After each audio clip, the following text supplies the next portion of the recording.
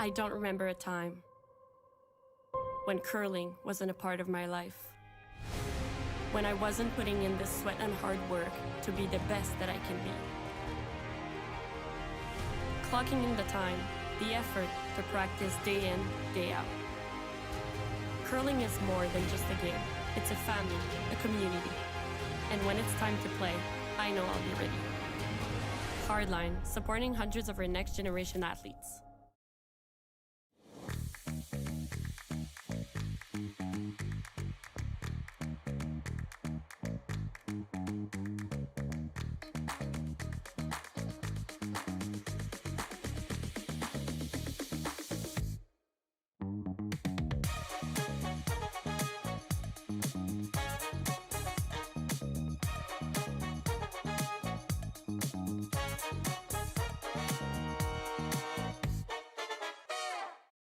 We asked Saskatchewan what they know about 5G.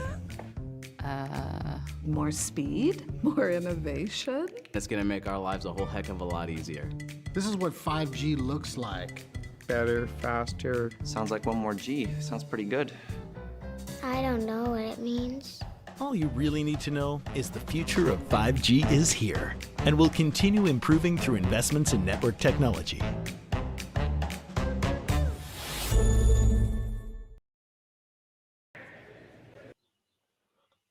And a very warm welcome to everybody, and welcome to the RBC Dominion Securities Western Showdown from Swift Current, Saskatchewan. We got a fantastic game for you today.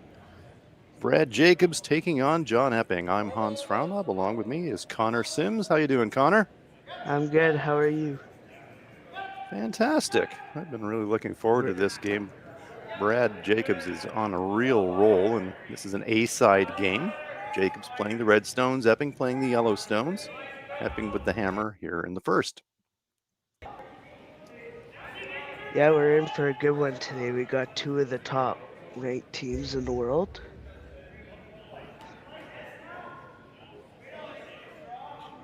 John Epping with an opening round win over Kevin Cooey. And Brad Jacobs with an opening round win over Dustin Keldoff. Center guard up, and we are right into it, Connor. Whipping one right around. This one is going to be a barn burner. You just feel it. Yeah, there's no fear from these teams. They'll go right at it out of the gate here.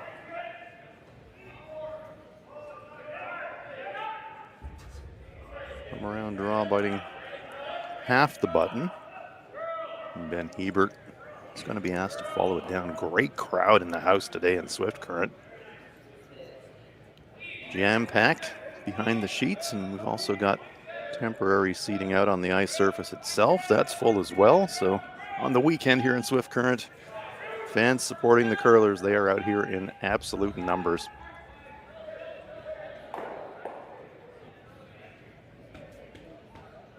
Good looking path on this shot, and Ben absolutely welds it. Great shot. Here's a quick view of the fans on the ice here. Check that out. On all 5 sheets. That's amazing, eh? Got the thermos is there. Yep. Dress warm. Well, they're used to dressing warm in Swift Current, so if there's any curling crowd on earth that is going to be well prepared for something like this, it is the good folk of Swift Current. Those metal benches will make you cold. Well, there you go. They know, they come prepared, right? They bring their little blankets and they lay them down, and you know, they got this figured out. Look at this. Weld behind that center guard. Stacking them and racking them. Brad Jacobs just going to pile them up. We're looking like a mixed doubles end here. It's fantastic. Brett Gallant.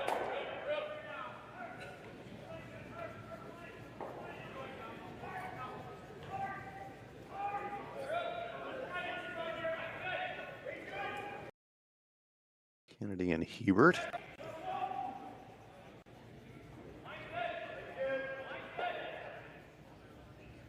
Super strong sweeping tandem, one of the best in the sport.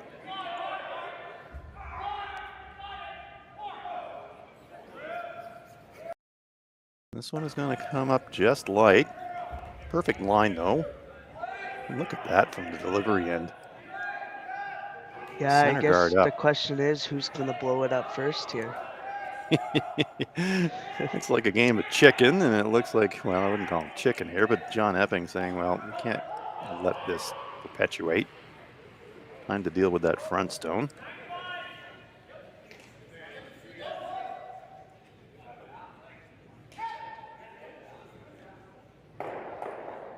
Horgan runs it back, rearranges them, changes the angles. That improves things for Epping.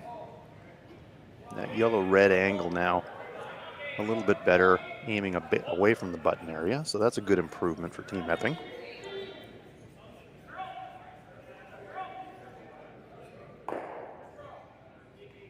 Jacobs again, asking Gallant to go around and freeze.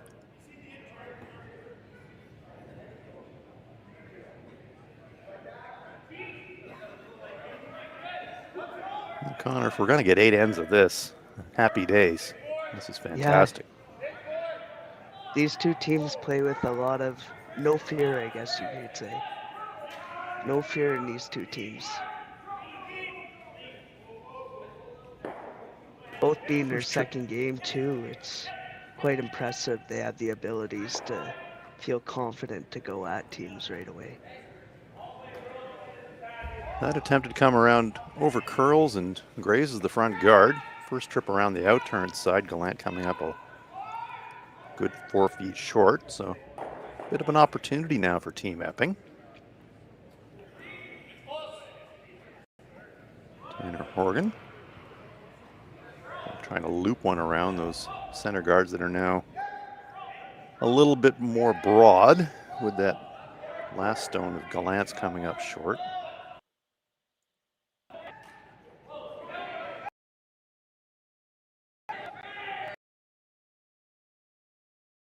Seems to be a little bit more movement on this out-turn side. They do sneak it around. And that is absolutely perfect. Nice shooting from both squads in this first end. See the two yellows angled on that red. And red's looking pretty lonely in there, Connor. Yeah, for sure. One good hit here from Epping, and all of a sudden he's lined up for a big end here early. So now it's Brad Jacobs' turn to pull the chute a little bit and say, this is looking a bit sketchy, boys. Asking Mark Kennedy to make a play on one of these front stones.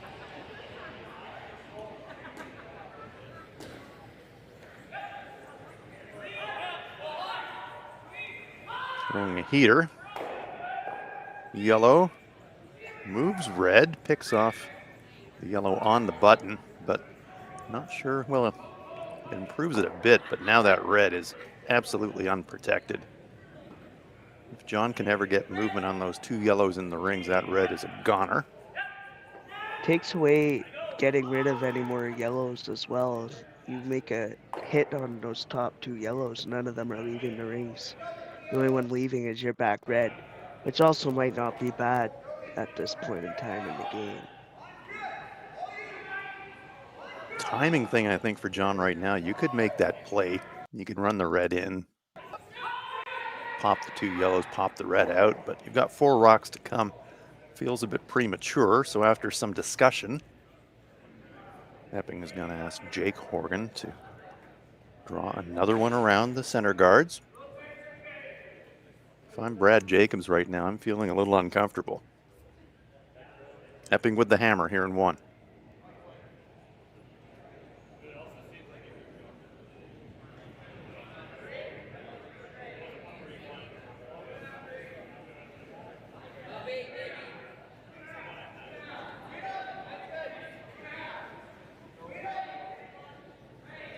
Teams got into it from the first stone of the game. Center guard up. Come around to the button. Freeze, freeze, freeze.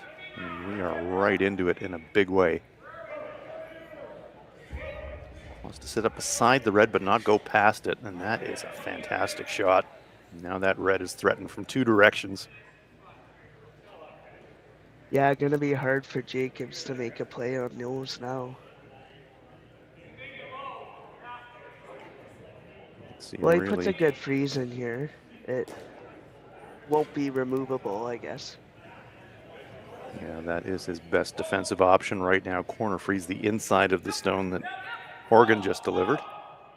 Got to get across nose. But this man, Mark Kennedy, such a consistent player over the years.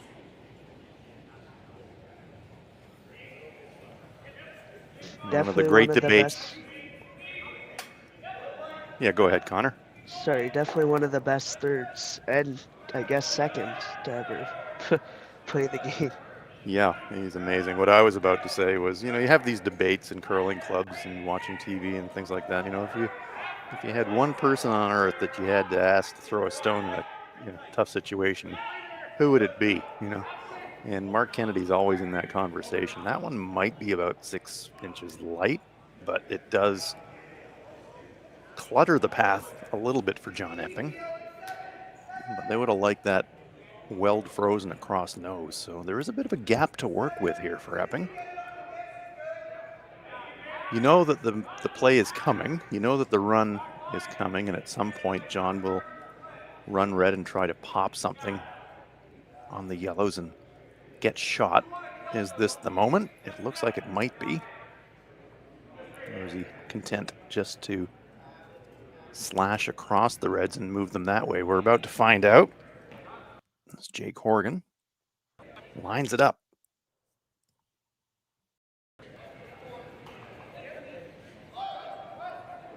This whole end has been building really strongly. Now can they get the payoff? This one might be over curling. Gets some motion, moves the red, but moves the red into a not great spot for Team Epping. Because the angles have all changed. Connor, take us through it. Yeah, as you can see here, it looks like they're playing the slash onto the red, but over curled a bit on them. And they ended up catching the red first and took the weight off to remove that back red, and it kind of kicked it into an uncomfortable position for Epping to remove on their next two stones. Center guards are now overlapped, so that's a negative for Epping, and the angle has changed on those two yellows that were previously frozen to the red.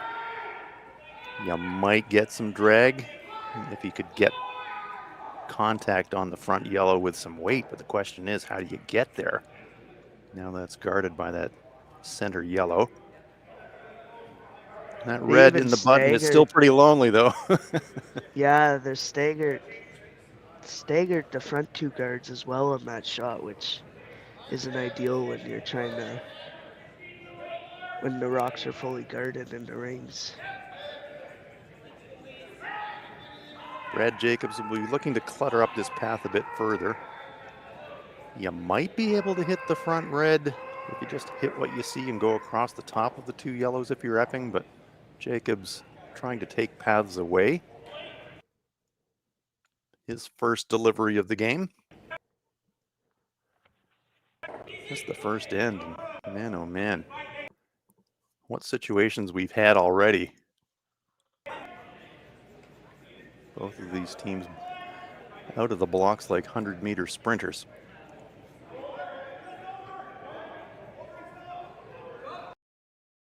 Well, the long guard choosing to block path to the yellow. That red run might still be there, and that looks like what John's looking at as well. He's saying, if I can hit what I see of this thing, can I clip the yellow going by? Or is he thinking about trying to run that long red one? He needs to do something with these front stones, although Jake Horgan now saying maybe we just put a setup shot and corner freeze our own. Yeah, I don't know. If I was John Epping, I wouldn't want to be throwing that run on that red. It's not one you want to throw. I'm not sure I see the danger, though, Connor, to be honest. I mean, if he hits the red, if he clips and he goes across, leaves nothing. Brad's probably guarding anyways. I don't think he can do anything but go across the top of the two yellows with the red if he hits what he sees. And they're a good look at the overhead angles here. stone I'm talking about is the second of the two red guard stones, or the two center guards. And that's what John's just showing us there, his broom direction. Red across the top of the yellow, clip it, but it's going to pop it by. You might get some drag, but it's all not great. But John has to do something here to change the approach into the button.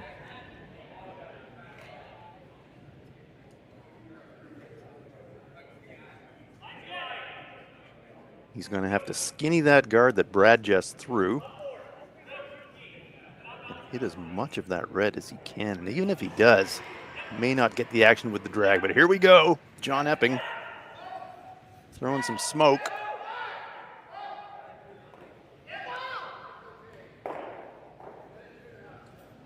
Got that action, changed the angles a bit.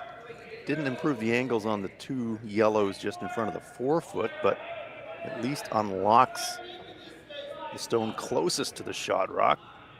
So improves the situation for himself a bit.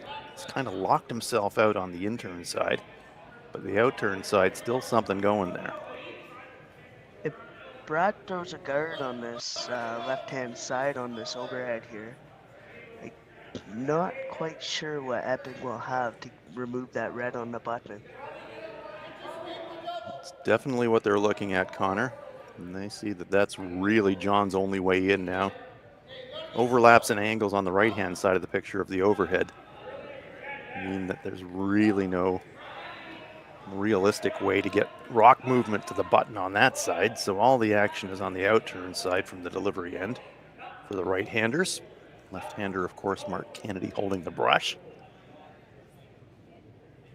But you want to be careful because you don't want to leave your guard in a spot where John could run it in. And so Mark's saying, yeah, we got to get an overlap when we're guarding as well. Otherwise, John's just going to raise our guard.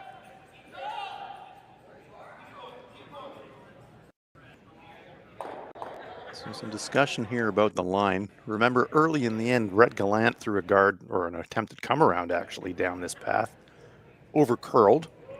So they're spending a lot of time just locking in the line. Brad Jacobs trying to shut the door.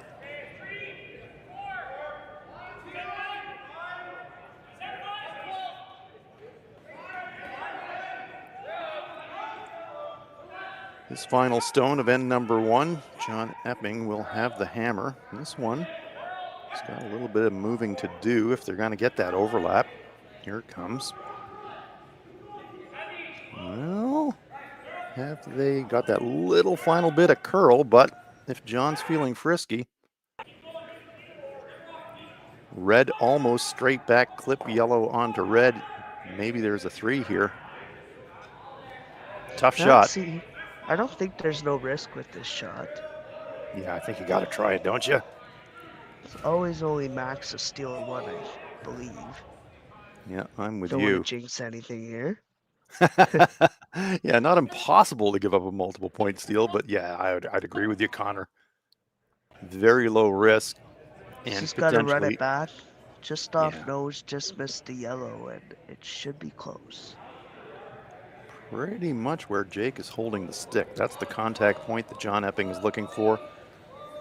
Trying the long raise for a possible 3. Final stone, first end. Sweeping for curl. It's got to curl a bit more. I don't think he's got enough contact. Oh, he does! Terrific shot, wow. John Epping. Bango, it's a 3. Great shot.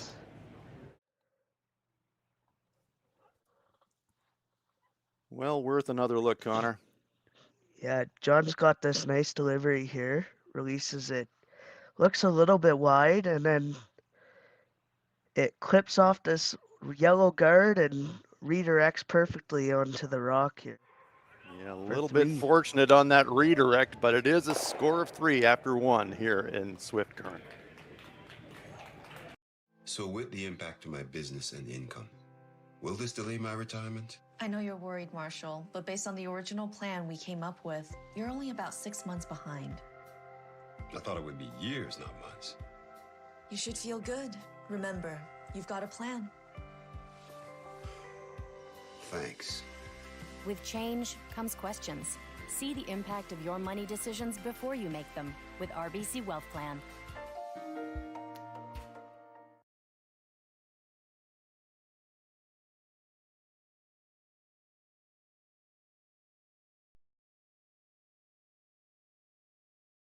Handcrafted in Canada, Hardline's Ice Pad has revolutionized curling for over a decade. Engineered with top-tier precision and durability, it is backed by an unmatched 10-year warranty. Designed for curlers at all levels to sweep effortlessly with maximum efficiency, it is trusted by the world's best curlers, including Olympic and world champions. It is quite simply the best brew in the game. Hardline. Join the revolution. Stronger agronomics, better returns, greater peace of mind from pre-seed to post-harvest. You can count on the Victory Canola program to keep you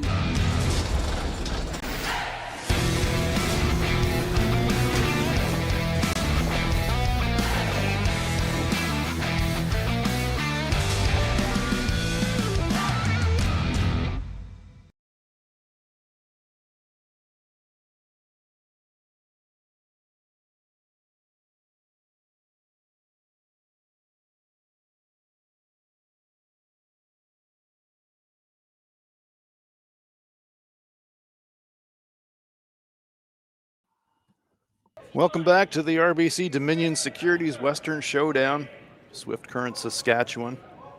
Glad you're with us on Curling Stadium. John Epping versus Brad Jacobs.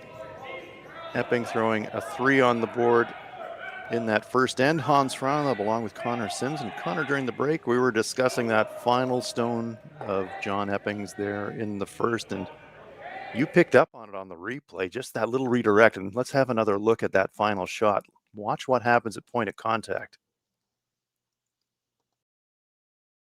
The attempted play is the straight run. Watch this little redirect right onto the yellow, changes the angle of the shot and actually makes the shot. I thought John had missed it a little bit wide, but just that little feather redirect that you picked up on, Connor, actually made that shot. So that's a 4-point swing. Yeah, that's one of those you look at the other team, say, I'm sorry, but you go to your team and say, nice end.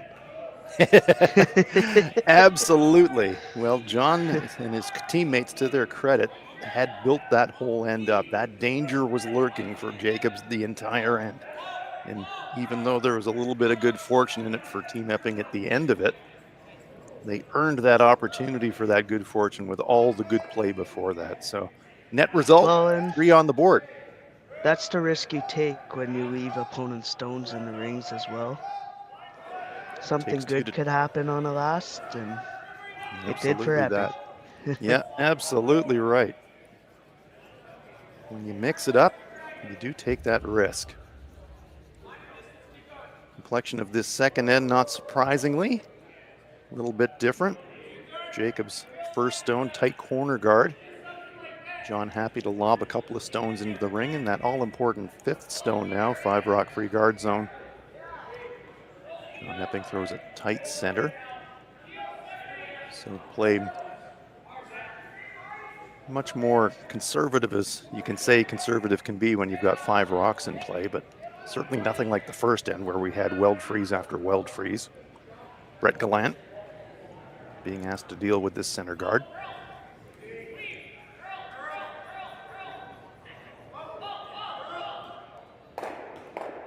Ben Hebert muscles up. And Gallant,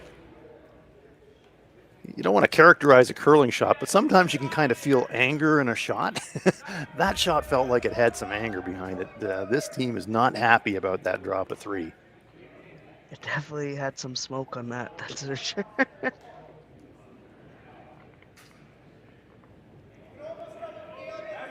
Well, this is a good setup here early for Jacobs. They got their corner guards up and only one Epping stone that they have to deal with later in the end. Bit of discussion going on. They do have an opportunity to hammer those guards if they choose to, and they are choosing to after some discussion. Look for a moment like John was thinking about going around, and his teammates going, wait a minute, we just scored 3. We really want to have a big accumulation of guards on the wings? And after some discussion, the answer to that is no. So Tanner Horgan being asked to run the long guard, which he executes well. I think that's a sensible play, Connor. Yeah, for sure. I think it takes away the stagger on those top stones. So it leaves them a run opportunity if they want it on their next. After Jacobs, I guess they're guarding here, so I guess it'll probably be the same shot once again. Brett Gallant. I think he's Maybe actually playing a hit on the stone in the rings, looking for a flop here, Connor. Yep, I'm wrong. Gets a corner of it hidden behind front cover, but there's a path to the shooter if John wants to play it, and it looks like he does.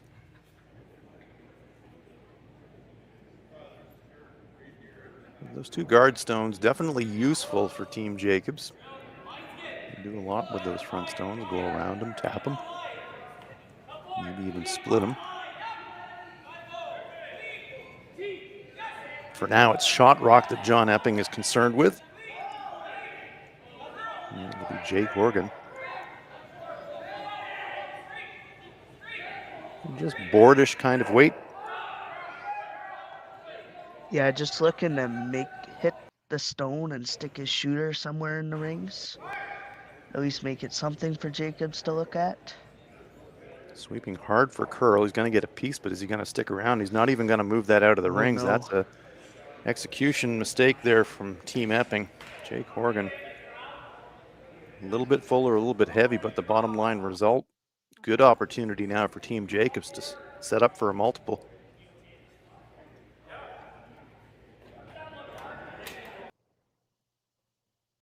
That was unexpected. Yeah, he got unlucky too, kicking it right behind the guards, buried.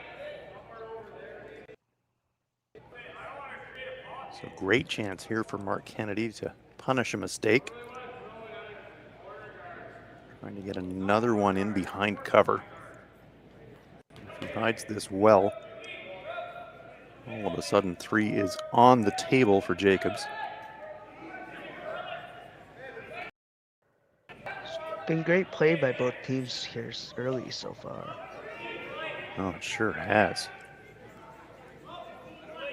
Team's really going for it. This stone sliding deeper than I think Mark would have liked. Does get cover, but it does slide, creating a pocket there in the back 8 foot, and John Epping saying, okay. Not thrilled about having to leave those stones in play, but given where they are, our best option is to try to freeze to him. Definitely tell that he's hesitant to call this. But I think it is the right call. Well, you said, Connor, what happened in the first end, the risk that Brad Jacobs accepted when he left rocks in play turned into a 3 for Epping, and now it's John Epping's turn to feel that discomfort. Well, if he locks the freeze on here, it's going to be tough for Jacobs to remove it, and it arguably takes away those 2 back red stones. Well, for Jake Horgan, nothing you like more after a miss than to give yourself a chance to bail yourself out with a good shot. This stone just skinnies those guards, and it comes to rest, weld frozen right in front of the shot rock. Terrific shot from Jake Horgan. That's a good comeback after that miss on his first. I don't think you can make it better than that. Actually gets a cross nose, and so that's pretty much locked out those 2 reds, but still an opportunity for Kennedy to get in front of that one, and multiples still very much on the equation here for Team Jacobs.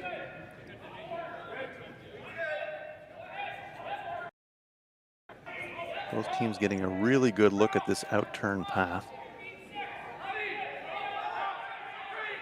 Horgan's hit ran straight, or perhaps was just thrown a little bit full, but first Horgan and now Kennedy going down a great path, and that's a nice shot from Mark Kennedy. Half a round. Epping's electing to pick it out here. It looks a quarter, half-ish open. Well, there's definitely a gap between Kennedy's stone and the one delivered by Jake Horgan. So if John hits what he sees, worst case, red goes across the top of yellow. And if he picks it thin, he could pick it out and just pick it clean.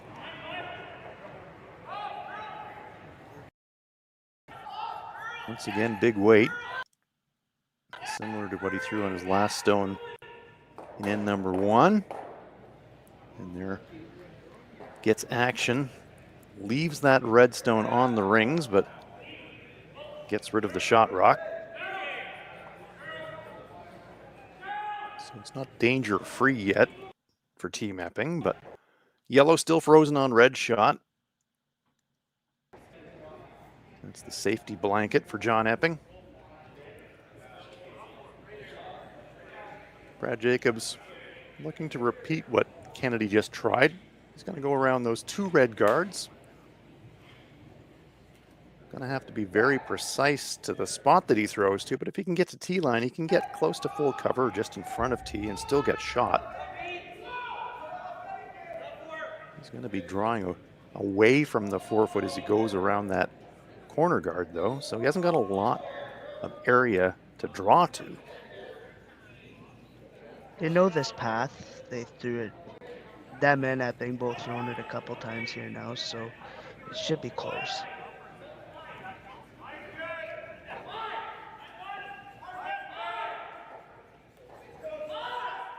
Hebert and Gallant working that one hard, keeping the motion going. And this one looking just like a beauty.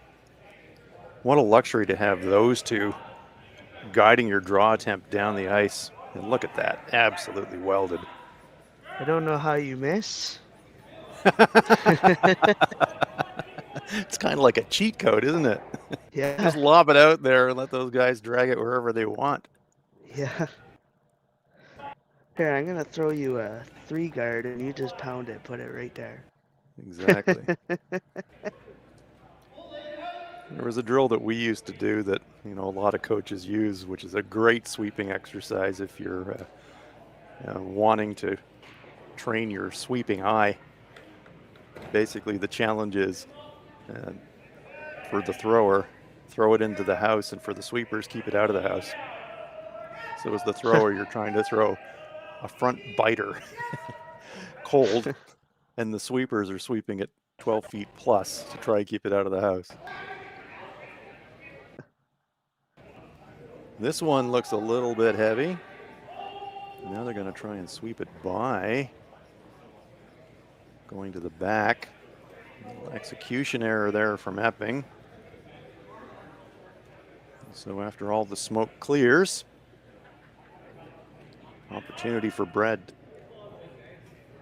to get back a pair from the 3 that he dropped in the first.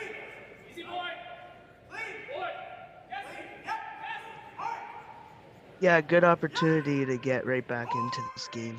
Oh. Just realized the score says 3-0 Jacobs. It is 3-0 Epping for all you viewers. Exactly that. John Epping with the 3 on the first. We can see on the scoreboard in the background.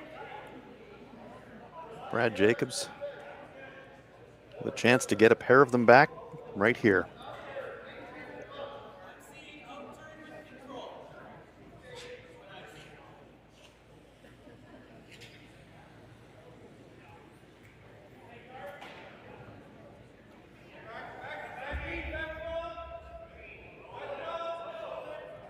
Tries to throw the exact same stone that he threw on his first. Gallant and Hebert. This has plenty of weight.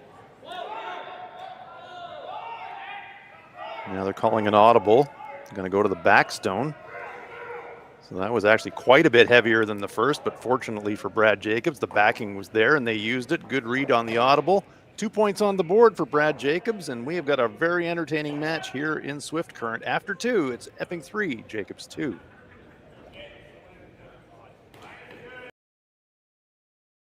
We asked Saskatchewan what they know about 5G. More speed, more innovation. It's gonna make our lives a whole heck of a lot easier. This is what 5G looks like. Better, faster. Sounds like one more G. Sounds pretty good. I don't know what it means. All you really need to know is the future of 5G is here and will continue improving through investments in network technology.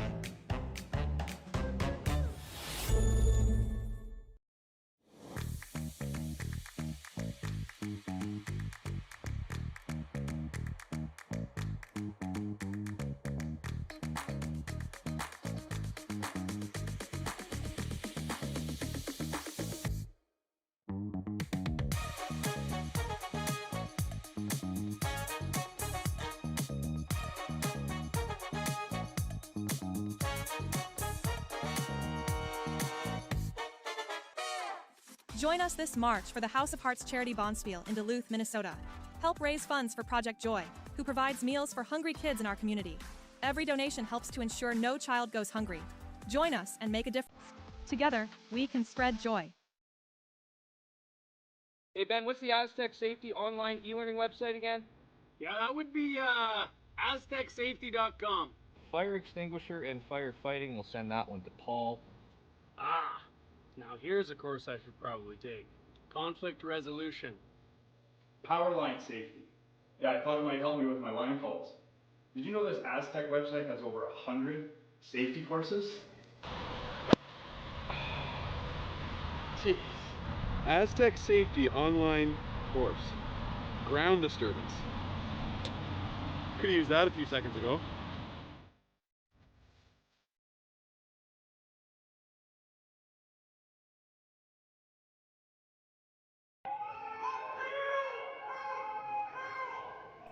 We are back in Swift Current at the RBC Dominion Securities Western Showdown. John Epping enjoying a 3-2 lead over Brad Jacobs. John Epping with hammer here in the third. Epping with a big 3 in the first. With a little bit of good fortune. Brad Jacobs coming right back with a fantastic freeze on his first and had backing to use for his multiple point. Puts a 2 on the board in the second, and as we start end number 3, John Epping has the hammer playing the yellow stones. Hans Fraumlob here with Connor Sims.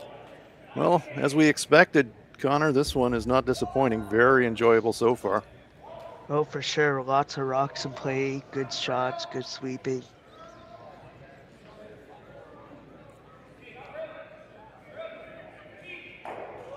Then Hebert.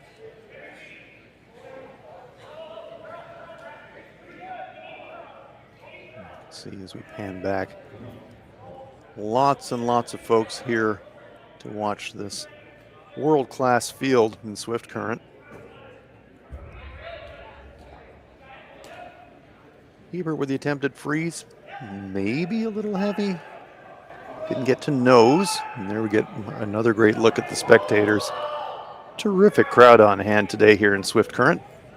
There is a home province team McEwen playing right there in front of them as well, so definitely a team bringing in a lot of views to the club.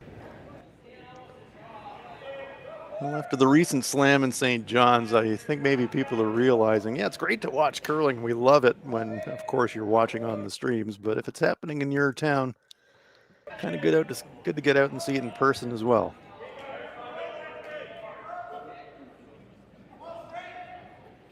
It's definitely a different atmosphere in person, especially if you can be on the ice watching it as well. That's a different point of view. No doubt. Hearing the players, seeing their facial reactions. Exactly. Well, this one's shaping up a little bit like that first end, center guard up. Not quite weld freezes, but stones accumulating, and Brad Jacobs says, okay, here we go again. His teammates are saying, remember what happened in the first, Brad? Do we really want to start stacking around that center guard again? And Gallant and Kennedy are going to come down and have a chat about that. They got scorched in the first with a 3. Playing a lot of stones around center guards. And I think Brett, in particular, doesn't really like the idea of throwing another one around center. And they're talking about making plays at these stones in the rings here, Connor.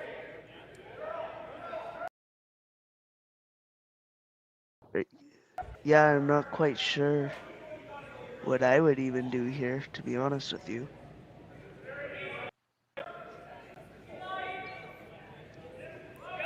Looks like they're looking at like a back line-ish tap to chip their red over and roll their shooter. Yeah, I think Brett's making the argument that that redstone biting front 8, it's not helping us right now. The angles are bad. And so we need to either change the angle or improve that shot somehow if we're going to think about piling around that center guard. If we don't, we're going to get scorched. I'm not quite sure what the call is.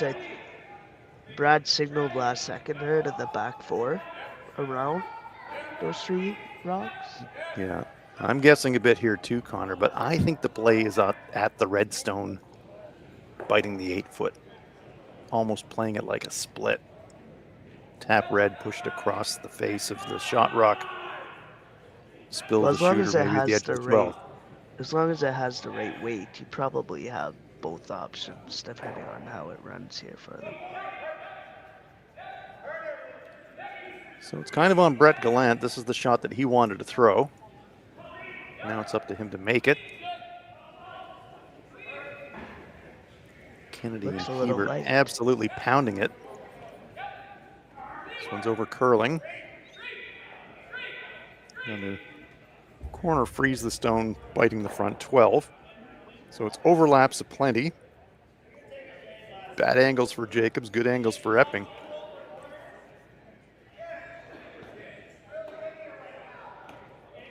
John saying, kind of like this. I don't really want to wreck it, but on the other hand, don't really want to leave center guards either.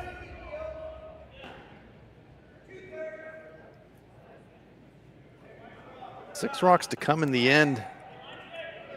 I don't know, feels a bit early to me to be blowing up the front, but you are one up with the hammer. So you are playing with fire if you're leaving those front stones. So Tanner Horgan being asked to deal with the front shot.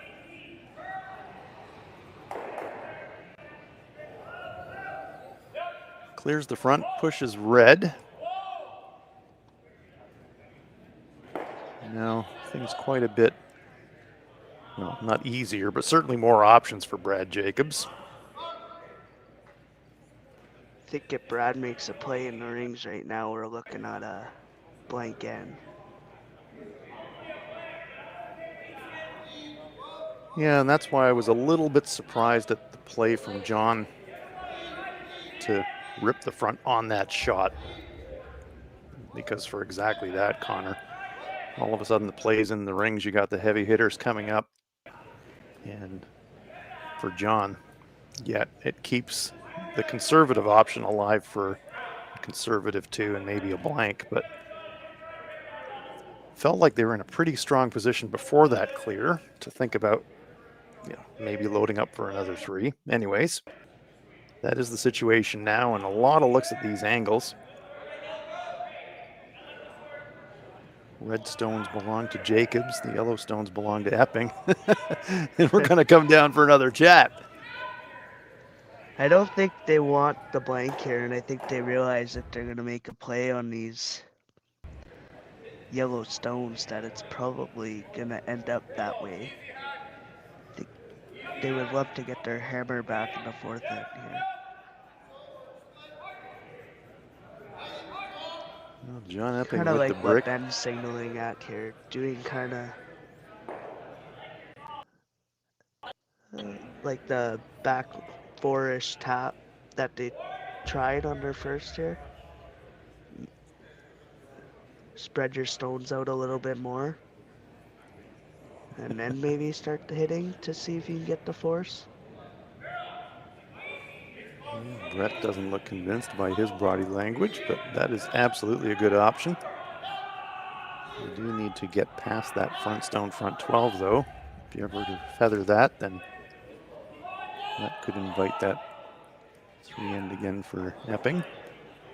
Nothing in front, so the risk is lower for both teams, but on the other hand, angles are still not fabulous for Brad Jacobs right now. So you got to change something.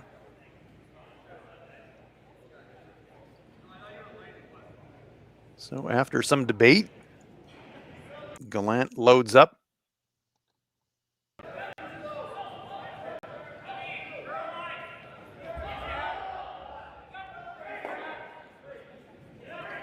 Just grazes the second shot going across the top of it. Pops out the front yellow. And now, as you forecasted, Connor, John's saying, okay, pretty natural double. Let's make that line up a double back, and that feels like a blank. If you're Epping, you're happy with this scenario because you're up 1 in the 4th end and an even end with the hammer. Tanner Horgan.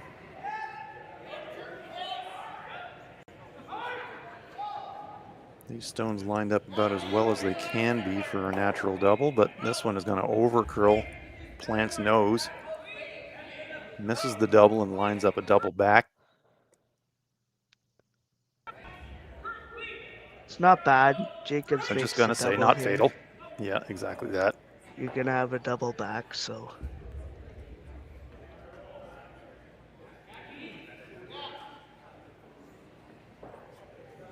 Mark Kennedy.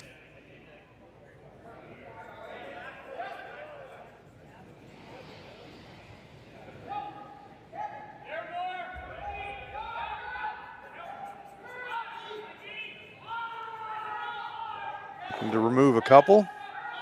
And there they go. A little bit of assistance out of the rings from Brad Jacobs, sweeping it to the barrier. As quickly as that, in the space of 4 or 5 shots, we go from a couple of center guards with a bunch of stones behind it to a very decluttered landscape. I don't know if you saw the new rule they're testing out at the next Grand Slam about the blank ends there. I did, and that'll be very interesting. It's causing a lot of debate among curling fans. What Connor's referring to is an experimental rule that they're going to play at the next Grand Slam. If you blank 2 ends consecutively, the second time you give up the hammer, as Horgan executes the double and just 1 stone in play. That'll be very interesting, Connor, to see how that plays out. I'm actually on the Competition and Rules Commission of World Curling, and I'm always a fan of seeing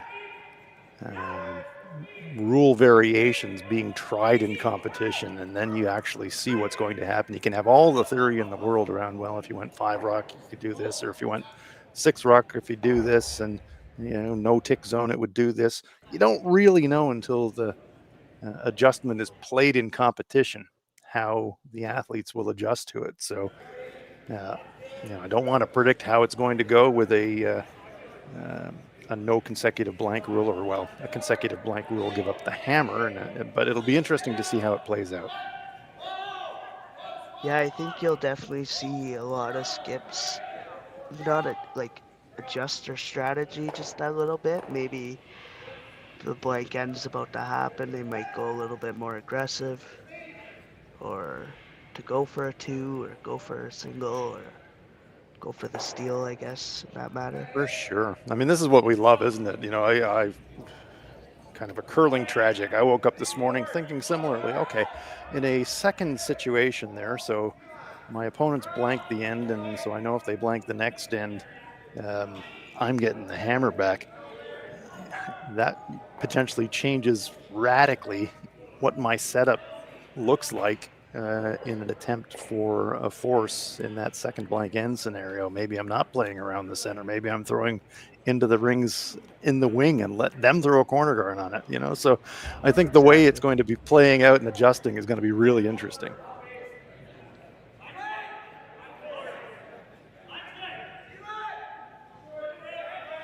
So both these teams have faced off against each other twice already this year.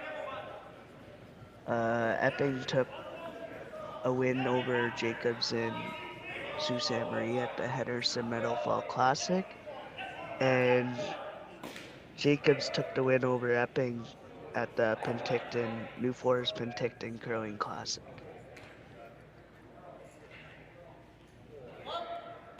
Well, evenly matched teams of really high quality. And so it's playing out here in Swift Current at the RBC Dominion Securities Western Showdown. This end tracking towards a blank. Still 3 stones to come.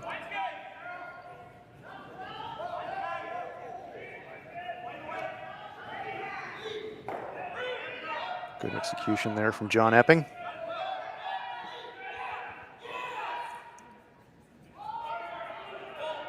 It's amazing how quickly the complexion of an end can change. Mid-end, we had conferences happening. You know, the end was dragging a little bit.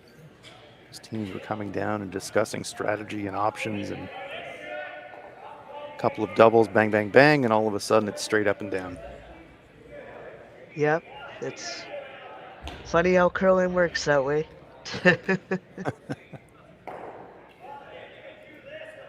Nose hit, and this will be the blank attempt coming up for John Epping, looking to carry the hammer over into the fourth.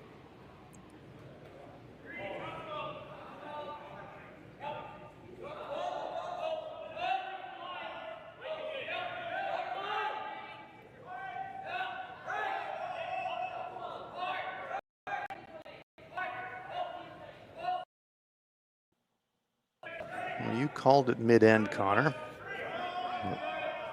That shot choice from John to clear front was with the hope of getting into exactly this situation. Let's see if he can execute. Just a clean here. Yep, no problem there for John Epping, and it will be a blank, and we will head for the fourth end. It is Epping 3, Jacobs 2. John Epping will have hammer in end number 4.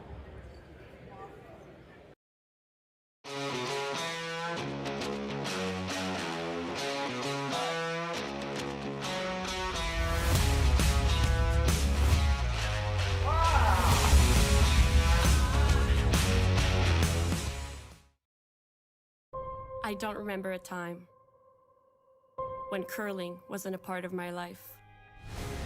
When I wasn't putting in the sweat and hard work to be the best that I can be. Clocking in the time, the effort to practice day in, day out. Curling is more than just a game. It's a family, a community.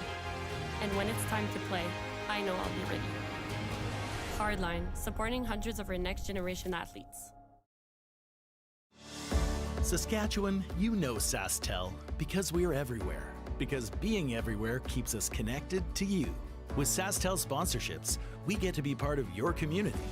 We're here with you, and we're here for you. It's easy to get started. All you need to do is apply. Sasktel cares. Always has, always will. To apply for sponsorship, visit sasktel.com/sponsorships.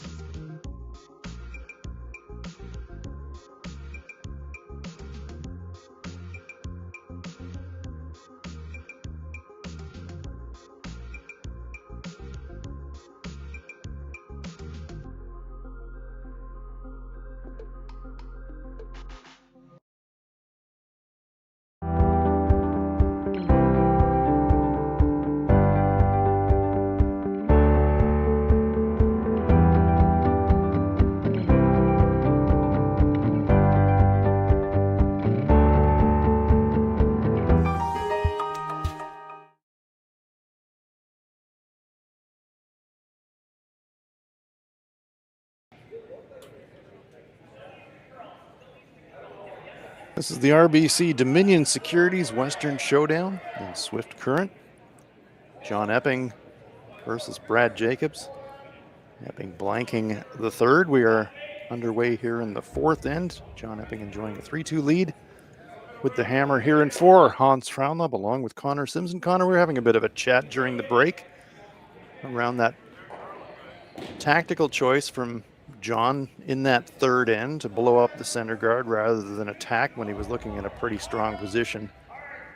All about the blank, and you made what I thought was a really insightful comment for junior age players and the psychology that you're going to need to compete at this top level. And the way that you expressed it was you need to play the scoreboard and be prepared to play 8 or 9 ends and go the distance. And you want to just amplify on that a little bit? Yeah, I find like a lot of teams will go into games expecting, you know, we want to win, like we're going to go hard to either blow them out or, you know, or we get blown out, I guess, the logic. But I think versus top teams, I think it's important to just have that logic of we're going to be here for 8 ends and it's going to be a long game. We're just got to make one shot at a time. And yeah. Except that it's going to come down to that final shot in the final end pretty much every time out. And that dictated that call with Epping there, blanking or electing to go for the blank in the third, so he could have this hammer and this even end up one with the hammer, which is a really good situation to be in if you're Epping. Yeah, and that's a really good point, because John in that third end, at the point in time where he made the decision to blow up the front, was actually in a really strong attacking position. He had stones in good places.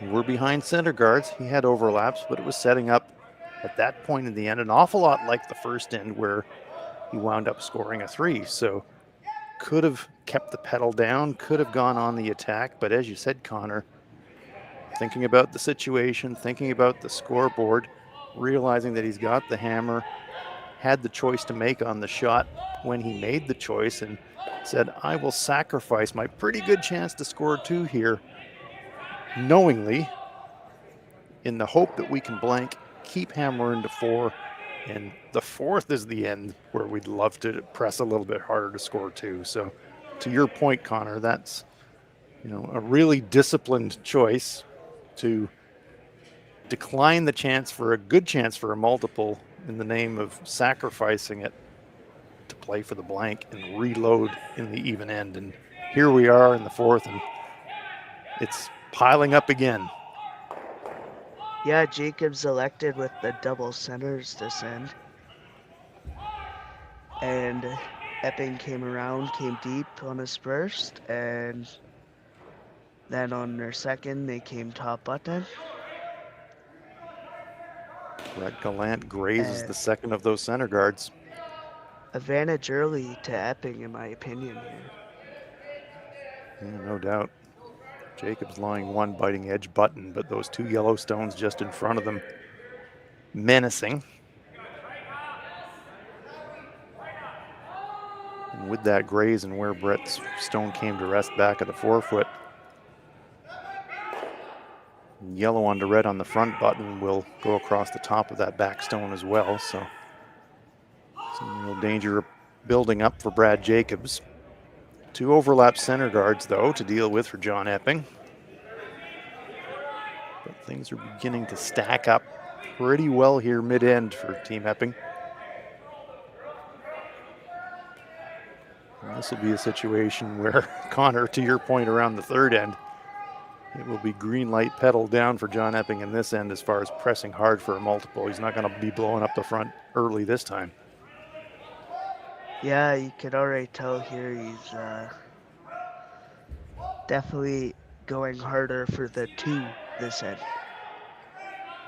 Because I think if he wanted to, he was happy with a single or a blank here, he would be peeling those center guards. But just another nice shot. This Epping team has had their draw weight early this game. Now Team Jacobs, Brad's not liking what he's seeing, and his teammates lurking out there beyond the hog line. They're not liking it from a distance either. This is looking pretty darn sketchy. Look at that on the overhead. 3 yellow stones clustered in front of that red shot rock. Angles are awful for Team Jacobs. Bright side, they do have shot rock right now. Yep, that's and true. It looks like their shot rock goes back and jams on there. It will jam back, you're right. So worst case, probably facing 2 max at this point. Kind of looking like this first ending in here.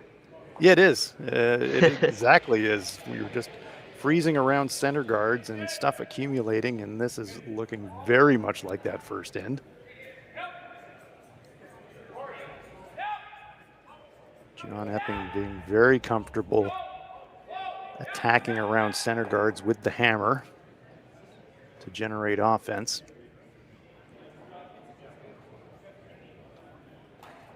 So after some discussion, I think Brad Jacobs saying to his teammates, well, boys, we're into it now. Let's just keep lobbing them in here.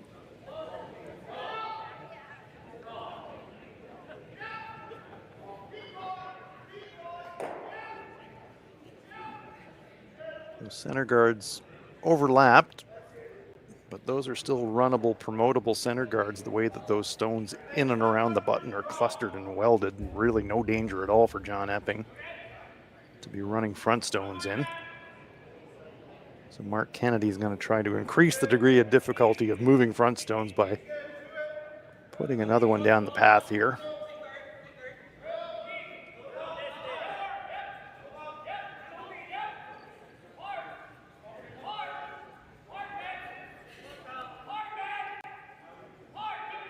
Hebert dragging this one into the target area. Just nudges that yellow stone, changes the angle a fraction. As we look at it, Tanner Horgan saying, yeah, can we see the edge of that red? Could we ever pick that out? Shot rock I'm talking about. I think if you see enough of that red and feel comfortable throwing it, you ever pick it out of there, it's looking very like 4. Dangerous. Like, that's what John Taking a long look. originally signaled for there. But like, you ever just missed a red too and flash it on the wide side, you get rid of that stone that's the catcher defending you from making that play on those top ones right now. Yeah. 4 rocks to come.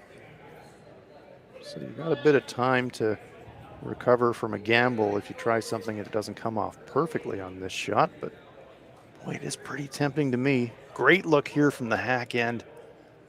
You can definitely see, well, maybe a quarter, more like an eighth of that red stone just to the right of the brush of John Epping.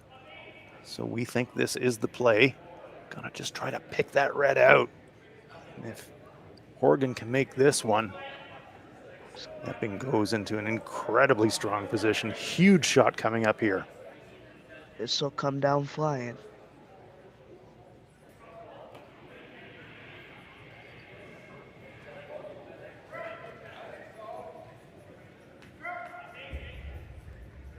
Sweeping for Curl, trying to get the shooter. Gets a piece, picks it clean, great shot. Fantastic. Just a clean release here from Jake. Really good at throwing that big weight. And I guess you can call it surgical here. Absolutely. Just enough. Beautiful. Beautiful shot. Now what do you do if you're Jacobs?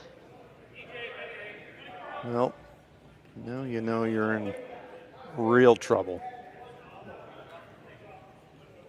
You have to throw a setup shot here and change something in the angles.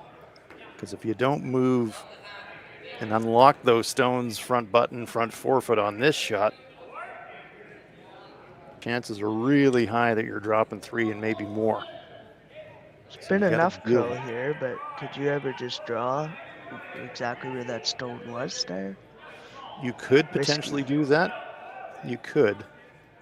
But you're starting to run out of bullets here, I think, a bit, Connor. So Yeah.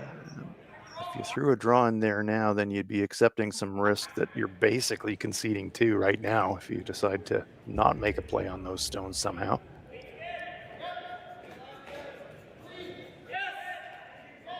If you would have said to John Epping, would you be happy to put a 2 in your pocket in this end starting the 4th? I think he would have said, yep, all day long. And now he's looking at a 3. Oh, he's 3, 4. definitely looking at 3.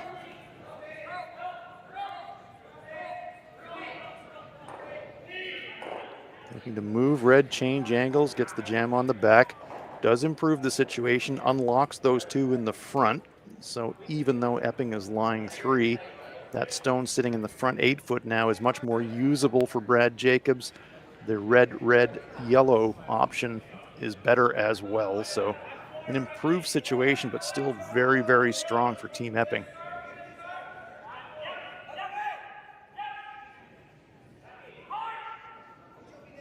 It's when you wish you had the mics on these players here and you can hear what they're talking about. We can mind read for them and look at the body language, and it's pretty Epping's clear what the thinking, options are. What can't we do right now? Exactly. And John's saying, what if we guard? We're lying 3 right now. What do we leave them if we just block it up? And that is not a crazy play. No, Got 3 in the bank right now. Pretty sure that that stone just front 4 foot is 3rd shot. Take a closer look at that. And there you go. Yeah, I would absolutely say that yellow's lying 3 right now.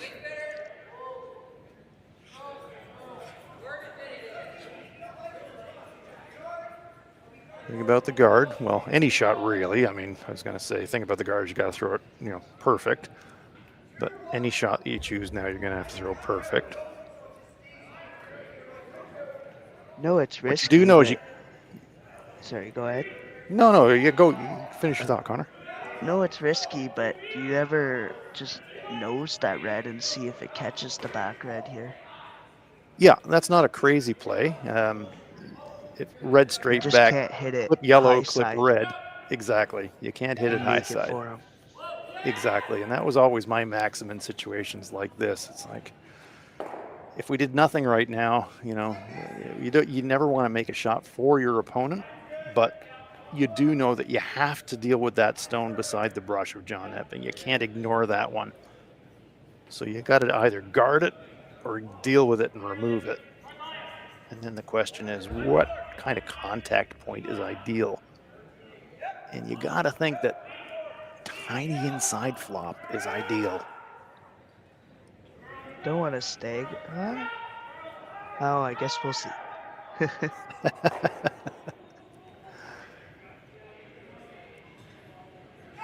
Delivery on its way for Team Epping.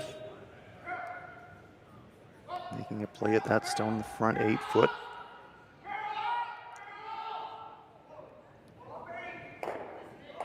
They get to nose. They do get action on that back stone and leave themselves front 12 foot. So just as you dialed it up, Connor, that's exactly what they wound up playing. Straight back, got action, moved that stone off the back 4 foot, pushed it into the 12 foot. And this is worth another look. Let's watch where the I don't think stones there's go. much else place you can hit it here. You roll in, you create a stagger with backing, and just hit it perfectly, in my opinion. So as quickly as that, John Epping lying 4 guarded. 2 stones to come here in the 4th end, and Team Jacobs 3 center stones overlapped. This is looking very, very scary indeed for Brad Jacobs. I think it's either steel or handshakes here. Don't ask Well, me you kind how of go you're into gonna get damage control mode here in this situation. I think, Brad is thinking, okay, at this point, if I'm Brad Jacobs, I'm saying, okay, I'm kind of happy to concede 2 out of this. So what can I do with my 2 shots to make it, no worse than dropping 2? Because right now, exactly right. If you go all out for glory and you come up with even a quarter miss here, chances are really high that John winds up scoring 4+ and it might be game over. What an end. What a great shot from Morgan. Game. Yeah, it's been super, super entertaining. And we still got 4 rocks to come, Connor. I mean, gosh. Yeah. Not many, no bad calls this game either. Just, you see this Epping team just looking a bit sharper than the Jacobs team right now. Huge shot here for Brad Jacobs. Looking to weld one into the button area. Bail his buddies out. Gallant and Hebert absolutely pounding it. Now they like the weight. Now they're going to sweep for curl. The power of these brushes. And it will come to rest just biting 4-foot, so has cut down that scoring area. So just as I was saying, Connor, leaving that stone sitting there, now you're, if the end were to finish, okay, conceding 2, it's a heck of a lot better than 4. Yeah. See if Epping can pick this out again. Played a lot of these out-turn picks and in-turn picks this game. Ian McMillan lining it up from the delivery end. John Epping likewise having a look.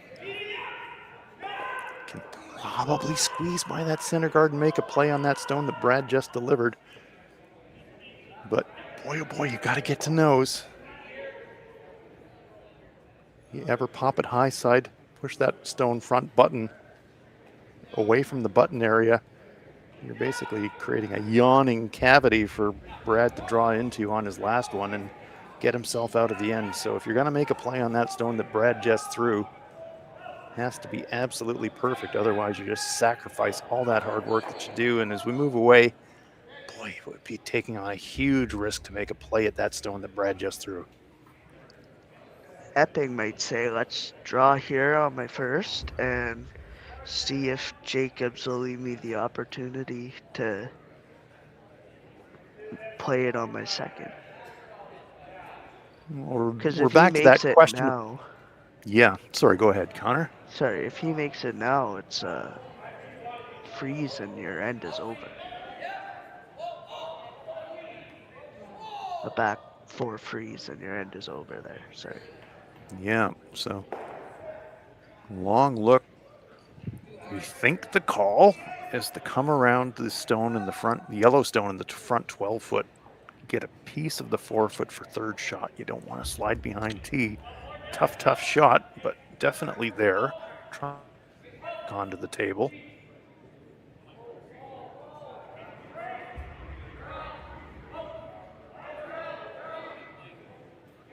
But where I was going with that, Connor, is you mentioned earlier about the discipline and the thinking of John Epping. And this, I think, another example.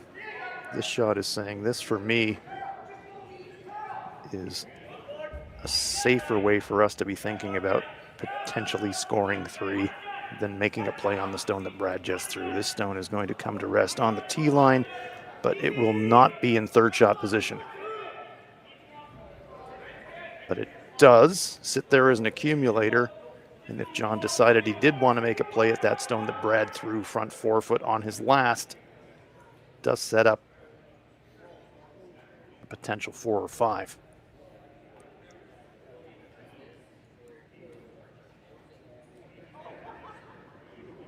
Opportunities here for Jacobs to get shot rocks seem to be very low indeed.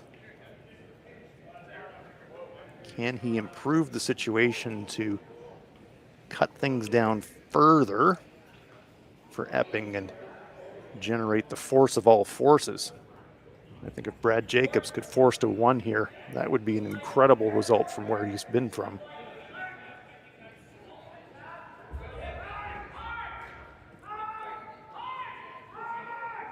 So how do you do that? One play could be just to try and promote the stone that he threw on his first, but taking a look at it here, that will not be the play. He's going to follow down the path that John Epping just threw. What kind of weight do you think he's thinking about here, Connor?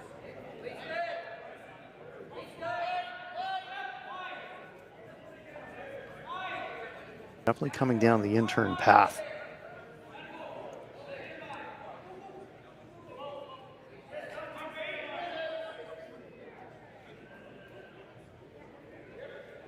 Brad Jacobs lining it up. What a fourth end this has been. 2 stones to come, and it will be the heat from Jacobs. Trying to attack that stone that Epping just threw, get some action on the stone in the back. Pinballs them. Nice shot from Brad Jacobs. Spills stones, and he de-risks enormously. Great shot from Jacobs. John left this one for him, made the attempted come around. Jacobs says, okay, I'm going to take 5 off the table at least. Great shot. So for Epping, 1 in the bag.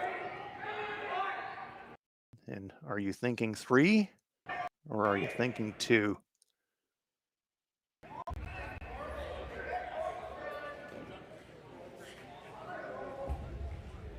Here's that he is thinking 2. If he hits what he sees, he'll sacrifice shot rock. But if he sticks around with the shooter, a potential 2 here for John Epping. What a game this has been in Swift Current. Final stone, 4th end on its way. It's got a lot of curling to do. A lot of curling. Now it's making a move. Oh, they just squeaked the guard and they pick it clean for a 3. Great shot from John Epping. Wow. Perfect control weight for that shot. Worth another look. Halfway down. Thought that's got a lot of curling to do, but that was that just control weight and the big late sweep and the big late finish on the outturn. And in the end, just getting by that corner guard inside the nose. 3 on the board. John Epping.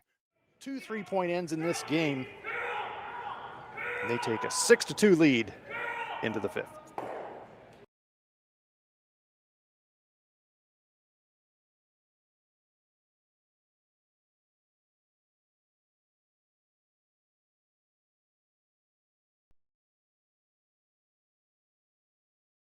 Hey Ben, what's the Aztec Safety online e-learning website again? Yeah, that would be aztecsafety.com. Fire extinguisher and firefighting, we'll send that one to Paul. Ah, now here's a course I should probably take. Conflict resolution.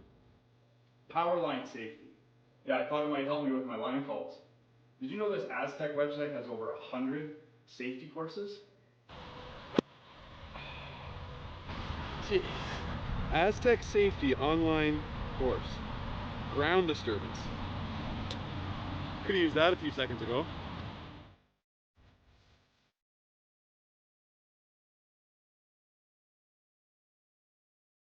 For over 20 years, the Sandra Schmirler Foundation has granted more than $9 million to hospitals across Canada for life-saving equipment for premature and critically ill babies. In the past 4 years alone, $4 million has been granted thanks to the curling community's incredible generosity. The need continues year-round, and with your help, we can ensure every baby has the chance to grow up and become a champion, just like Sandra.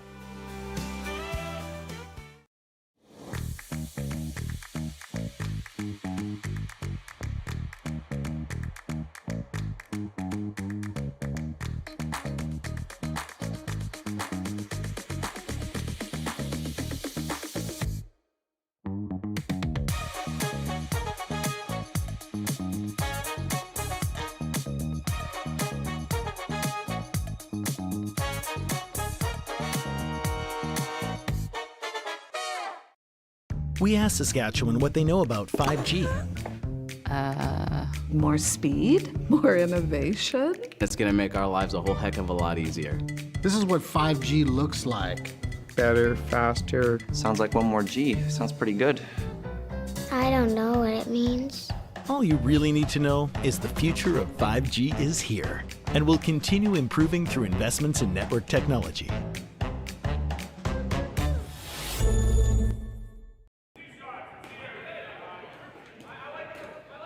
Fifth end action at the RBC Dominion Securities Western Showdown on Curling Stadium. Hans Frauenlaub along with Connor Sims. John Epping throwing another 3 on the board. Fantastic shot to take a 6-2 lead into the second half of this game. Let's take a look at it here again. It's a brilliant sweep, great line call, good weight. Just squeak that center guard in the end. Perfect. Tremendous, tremendous end of curling. High stakes gambling from both teams. Great shot execution. And in the end, a 3 on the board for John Epping. So corner guards are up. Center stones are in for Team Epping. Just ideal setup here for both teams. Jacobs got their 2 corner guards. Epping, perfect stones lined up in the 4-foot. Yeah, in 5-rock rule, this 5th stone in this situation is always an interesting choice, and John electing to bring it into the rings. Not surprising with a 4-point lead. Not wanting to accumulate guards at all.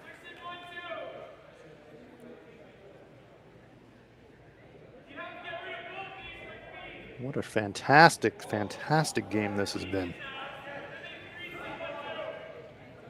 Hasn't disappointed. We expected a good game, and boy, are we getting it.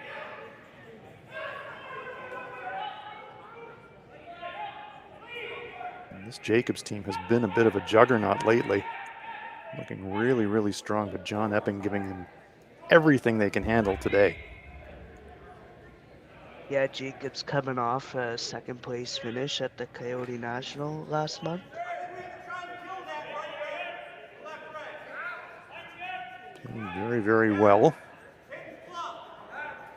Losing the final to a team that hasn't lost many finals, if any at all, or this season.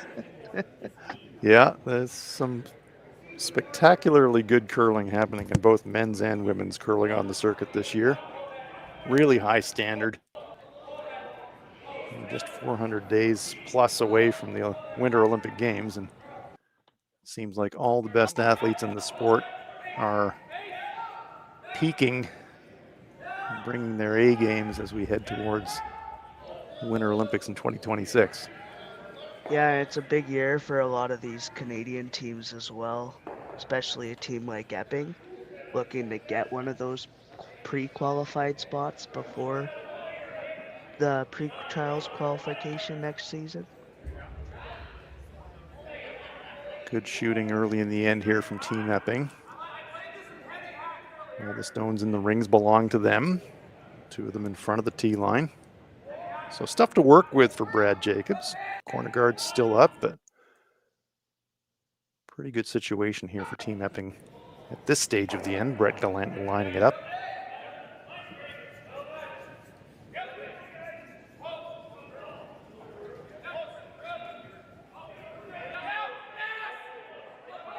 And Connor, we were talking during the break, and you felt like it was kind of tour bust here for Brad Jacobs. Do you still feel that way?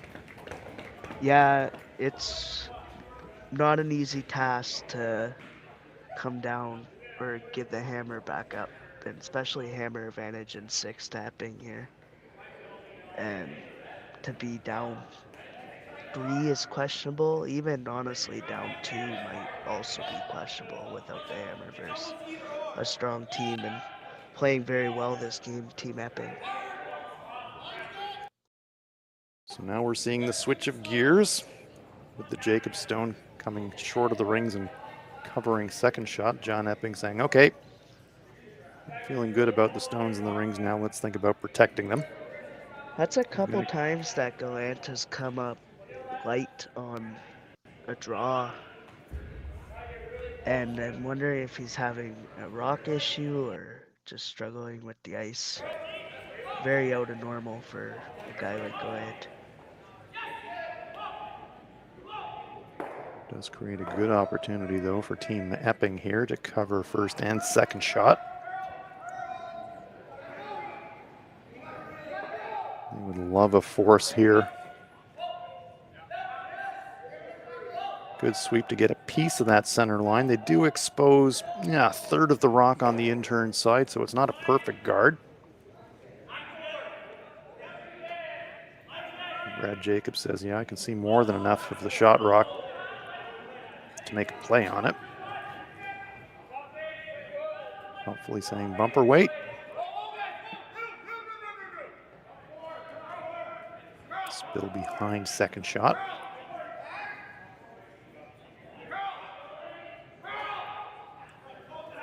The door creaking just a little bit open here for Team Jacobs.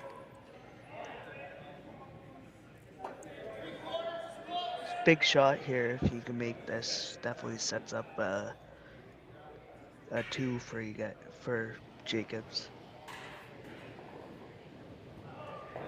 Kennedy taking an extra moment before delivery. He knows how big this moment is.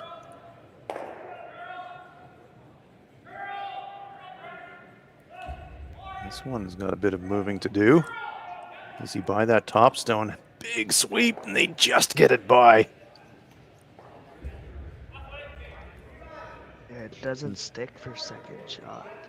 No, that's definitely an error there. Brett Gallant did really well just to get it by that guard with that big finishing sweep. Look at this, just the power in him to sweep. He walked that right over. It was wrecking on the outside guard all day. But it does spill into second shot position, so really advantage back to Epping now. If they can get second shot behind this center guard.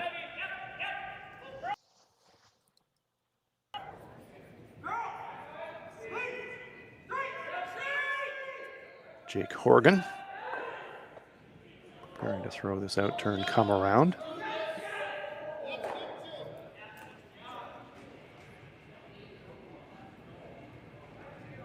This is the A side at the RBC Dominion Securities Western Showdown. This isn't a qualifier, but the winner of this game will advance to the A qualifier. So they're all big games, but the winner of this game in a really strong position in the tournament. Safely around the guard. Comes to rest, biting, not quite biting front button. Again, just exposing a corner of that shot on the intern side behind the center guard. And so Brad Jacobs saying, okay, we can do it again. Hit and flop is there if we want it.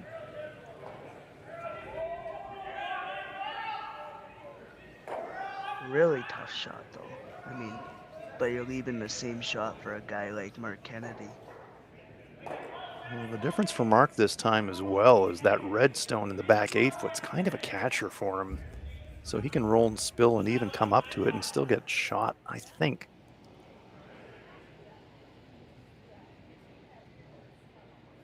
Brett Gallant with the strong finishing sweep on Kennedy's prior shot. This time Hebert taking charge on the inside line. That tells us that the line of the shot quite a bit better than the first one. And there's the hit, there's the little roll. Kind of sits in no man's land there, front 4-foot.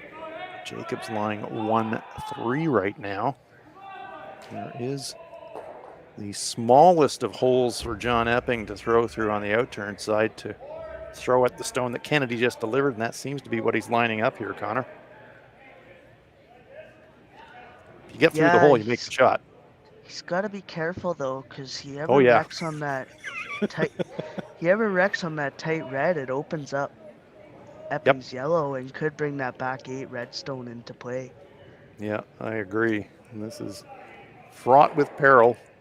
I would If you argue get it through the hole, you make the shot, but boy, oh boy, you clip going by, and then bad things could be happening. Here we go. John Epping. Well, throw an intern here, so maybe he's not trying to run the hole after all. You know, he's doing it intern side, better control, and makes the double. Jams, spills it, hangs around the back, but leaves himself lying. Well, he is lying 4. Nice shot.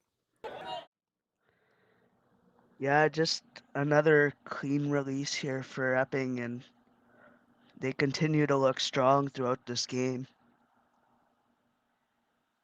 Making it look easy. That is not a big port. Intern side giving him more control, throwing the intern, threading the needle. And he John makes a Epping double lies for 4. fun. Yeah, making it for fun. Exactly right. 3 stones to come here in the 5th.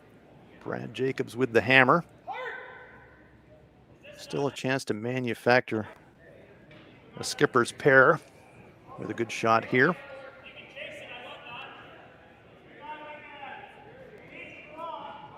But in some respects, if you're John Epping, you're thinking, okay, we don't want to give up 2 here, but you know that you're not going to give up more than 2, and that's a pretty good feeling at this point of the end.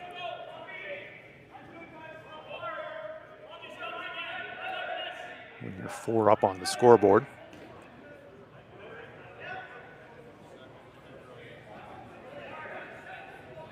Brad Jacobs throwing a beauty.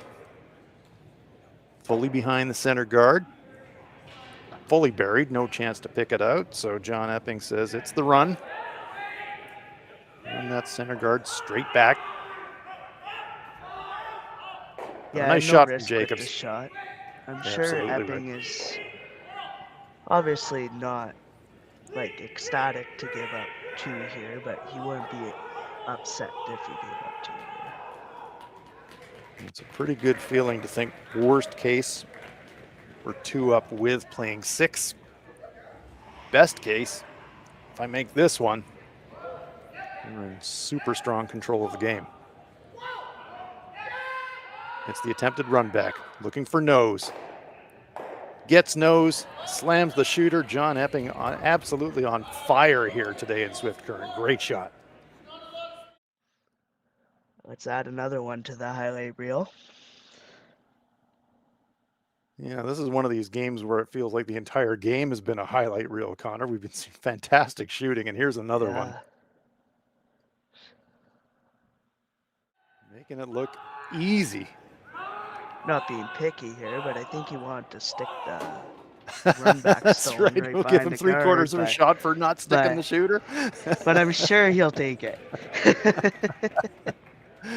No doubt.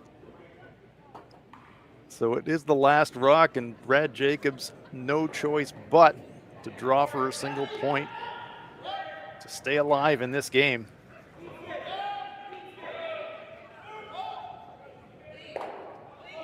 Terrific end from Team John Epping to force this situation. Jacobs just needs a piece of the forefoot. Flirted with that corner guard, and it's short, and that is going to come up short, and that will be it. My goodness, John Epping with a thrashing of Brad Jacobs. Jacobs coming up short on that attempted draw, and it will be handshakes. My goodness, what a performance from John Epping. Final score, Epping 11, Jacobs 2. Wow, Connor, what a game for John Epping. You know, the score really doesn't describe how this game went. It's just Epping made that big shot in the first and open up with a 3, and just kept the pressure going throughout the whole game. Yeah, a little bit of good fortune converted into a 3 in the first. Another 3 in the 4th for Epping. Setting up for that force here in the 5th. Coming up short, and it will be advancing into the A qualifier for John Epping at the RBC Dominion Securities Western Showdown with a big win over Brad Jacobs. Much more curling to come from Swift Current in this fantastic event, so hope you'll rejoin us Check out the other games on Curling Stadium and be back with us throughout the day and throughout the weekend and into the early part of next week at the RBC Dominion Securities Western Showdown. For Connor Sims, I'm Hans Fraunlob. Thank you very much for joining us from Swift Current. Handcrafted in Canada, Hardline's ice pad has revolutionized curling for over a decade. Engineered with top-tier precision and durability, it is backed by an unmatched 10-year warranty. Designed for curlers at all levels to sweep effortlessly with maximum efficiency, it is trusted by the world's best curlers, including Olympic and world champions. It is quite simply the best brew in the game. Hardline. Join the revolution.